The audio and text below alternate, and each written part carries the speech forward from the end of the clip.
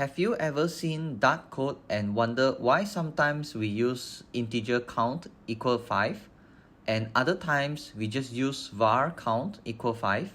Is one better than the other, or does it even matter?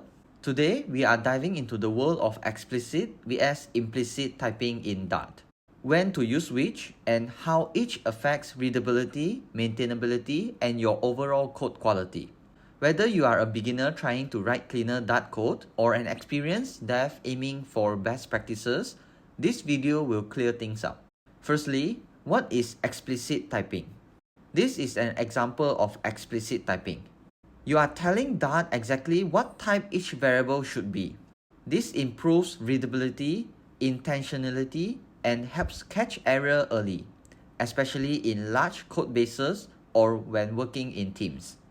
On the other hand, what is implicit typing? This is an example of implicit typing, where Dart figures out the type for you. This is known as type inference. It's shorter and cleaner, and especially useful when the type is obvious. But remember, once inferred, the type is fixed.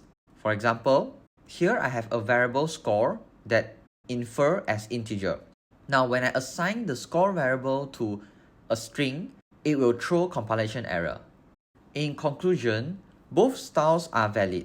It's about choosing the right one for the right situation. Think of explicit typing as clarity and implicit typing as convenience. If you have any question, feel free to comment below. Don't forget to like the video and subscribe to our channel. See you in the next tutorial.